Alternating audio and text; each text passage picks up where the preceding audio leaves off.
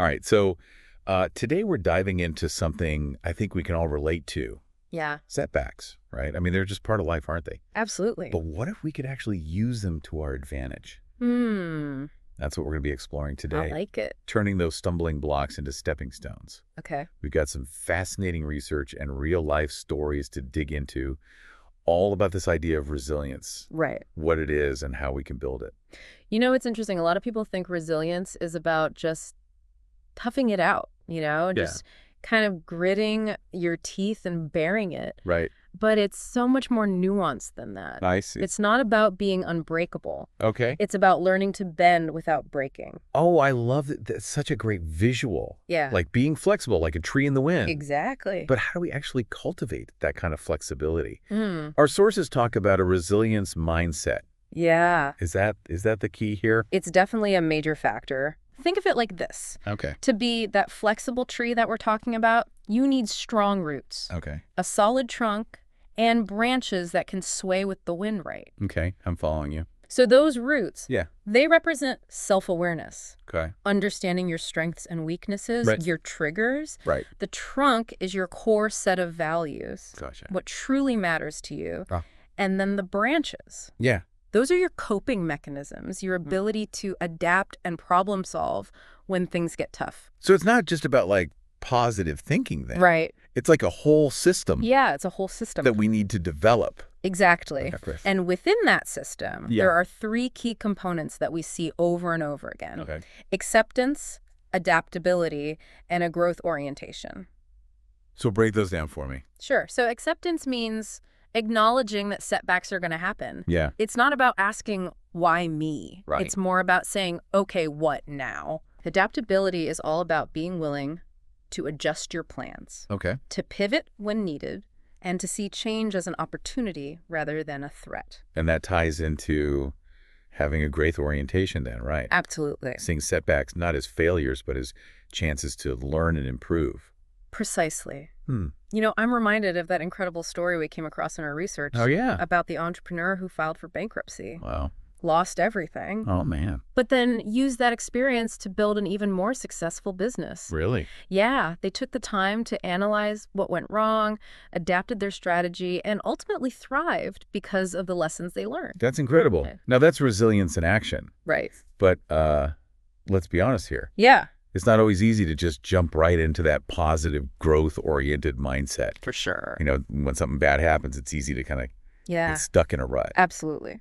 Our sources also talk about some common reactions to setbacks that can really hold us back. I'm talking about things like catastrophizing, right? Oh, yeah. Where you feel like the setback is the end of the world. Oh, absolutely. Catastrophizing is a major resilience killer. Yeah. And, it often goes hand in hand with self-blame, Oh, right. where we take on way more responsibility than is realistic Yeah. and just beat ourselves up over it. It's like we forget that everyone makes mistakes. Yeah, That setbacks are a universal experience. right. Not a personal indictment. It's so easy to get caught up in that, though.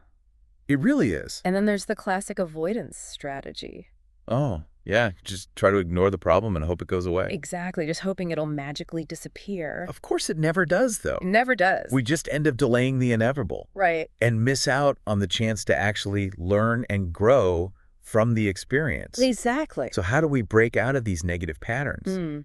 That's the big question. Is it just a matter of willpower? Because honestly, when you're in the midst of a setback, it can be really hard to think clearly and rationally. You've hit on a key point there. Yeah. Willpower alone isn't enough. Oh, wait. There are deeper psychological factors at play that we need to understand. Like what? Well, for example, a lot of these negative reactions stem from the fear of judgment. Right. We worry about what others will think of us if we fail. Oh, totally. So we overreact or blame ourselves to try and control the narrative. Oh, I could definitely relate to that. Yeah. It's like we're trying to protect our egos Yeah. by avoiding any appearance of weakness. Exactly. And then there's perfectionism, Yeah. which can be a real trap. Ew. If we set unrealistic expectations for ourselves, Yeah. any setback, no matter how small, Right. can feel like a crushing blow. It's true. It's important to remember that we're all human. Yeah. We're all going to stumble from time to time. It's inevitable. It is. Our source actually had this really interesting anecdote about someone who lost their job and initially just spiraled into self-blame and isolation. Wow. They were terrified of what everyone would think. Yeah. Totally stuck in that avoidance mode. Right. But eventually, Yeah. they realized that talking to trusted friends and family was actually the key to moving forward. Mm. Getting that outside perspective helped them challenge their negative thoughts and see the situation more realistically. That's such an important point. Yeah. We don't have to go through this alone. Right. Having a support system, people we can be vulnerable with, Yeah. makes a world of difference. It really does. But even with support, we need a toolkit of practical strategies Okay. to actually build our resilience. So now that we understand these common pitfalls, Yeah. where do we go from here? Right. How do we actually start building that toolkit? Well, that's the question, isn't it? How do we actually become more resilient? The good news is Yeah. resilience is a skill. It's not some innate trait you're either born with or not. It's like a muscle you can strengthen over time with the right tools and practice. Okay, so let's talk about those tools. Our sources mentioned this idea of a resilience toolkit. Yeah. What would be some of the essentials we'd need to pack in there? Well, we've touched on a few already, right? Right. Understanding that resilience mindset, Yeah. recognizing those common negative reactions so we can avoid them, Right. and the importance of having that supportive network. Yeah. But let's dig a little deeper into some more specific strategies. Okay. From what I've gathered from our materials, reframing seems to be a pretty powerful technique. Yeah, reframing. That's where instead of dwelling on the setback itself, we try to shift our focus to what we can learn from the experience. Yeah. Reframing is crucial. It's Right. like taking that negative thought spiral and redirecting it towards something more constructive. One of our sources posed this question. Okay. What does this experience teach me? Mm. That's such a powerful way to shift your perspective. It's like turning the setback into a source of valuable data almost. Yeah. Like a feedback loop. Exactly. But what about those times when the setback feels truly overwhelming?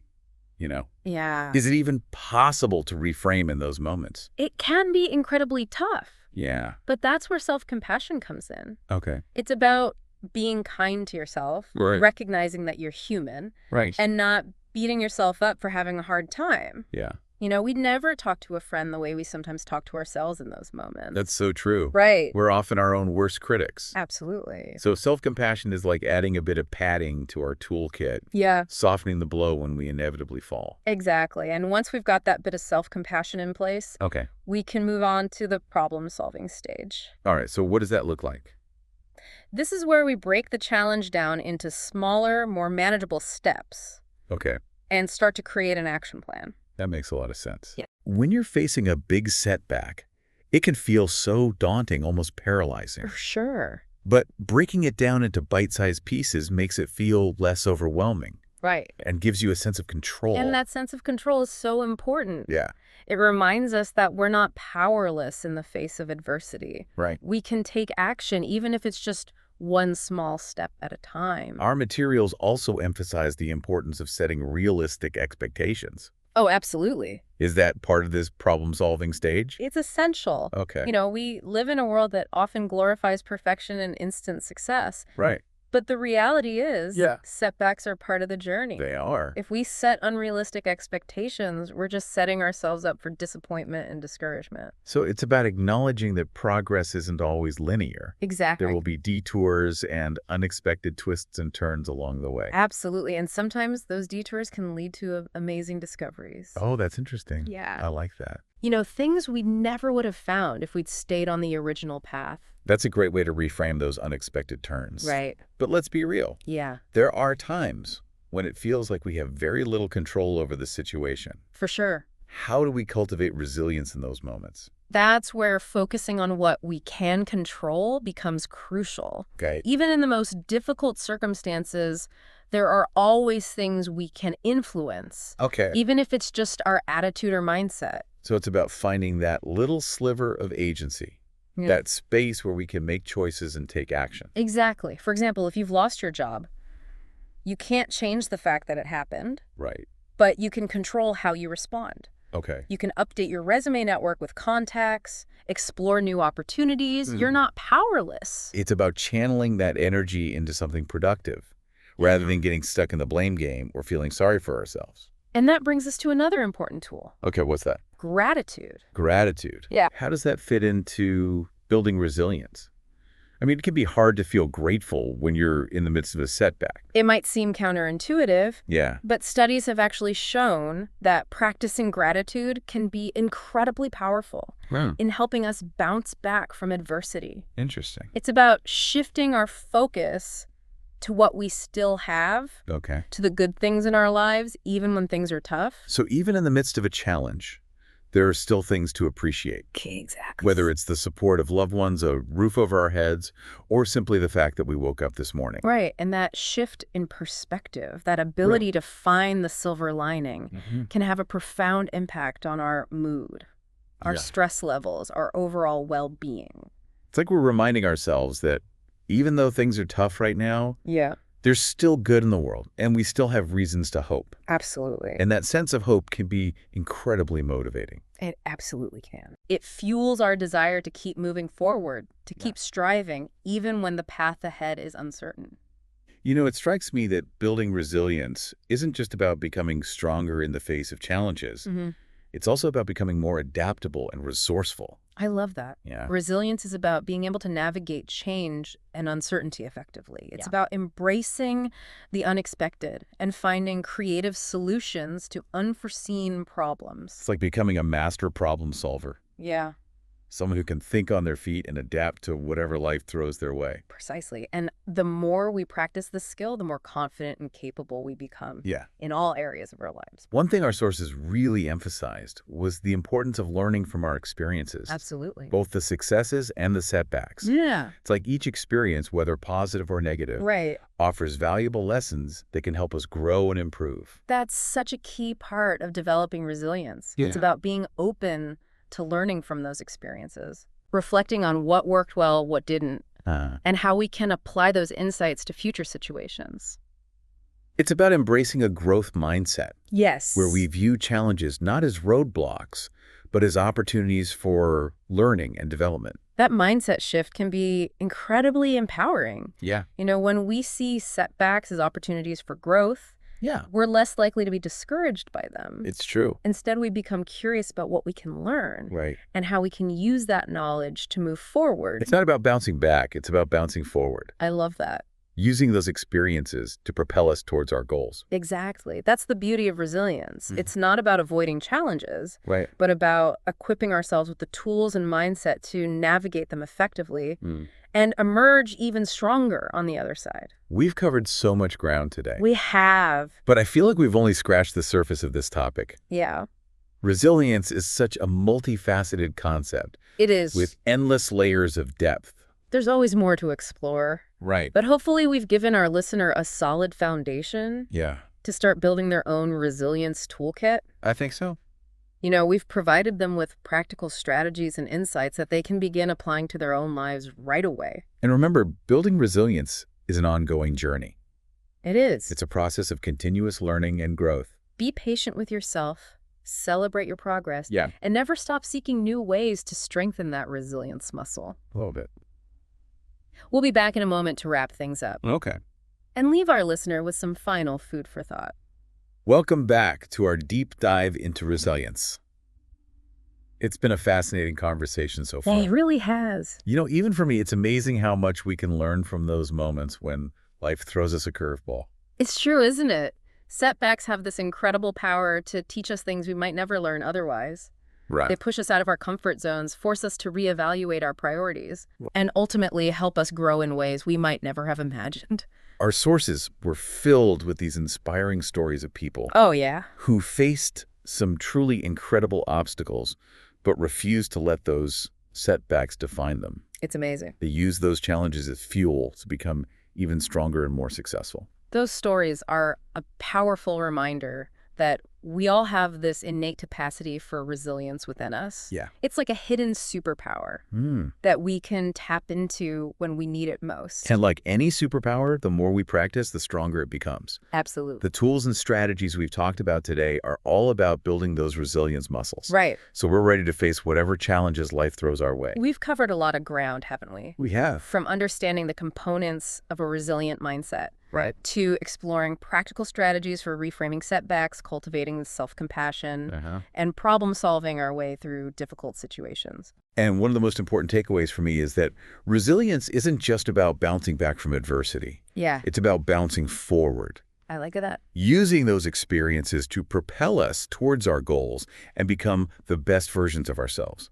Absolutely. It's about embracing those challenges as opportunities for growth, learning, and transformation. Yeah.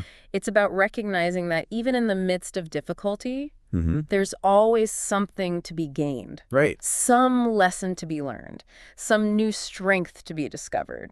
As we wrap up this deep dive, Yeah. we want to leave you with one final thought-provoking question to ponder. Okay. I like it. Think about a recent setback. You've faced something that truly tested your resilience. Now ask yourself, Okay. what's one positive takeaway or lesson you can carry forward from that experience? Mm. What did you learn about yourself? What new skills did you develop? What strengths did you discover that you didn't even know you had? That's a great question. It might be a newfound appreciation for something you previously took for granted, Yeah. a deeper understanding of your own values, or a realization that you're much stronger than you thought you were. It's amazing what we can learn about ourselves when we're pushed to our limits. It really is. Whatever that takeaway is, hold on to it. Yeah. Let it serve as a reminder of your own resilience, your capacity for growth, and your ability to navigate even the most challenging circumstances. Because even in the midst of setbacks, there are always opportunities for learning and transformation. Always. Resilience isn't about avoiding those challenges. It's about embracing them as a chance to evolve and become the best versions of ourselves. Well said.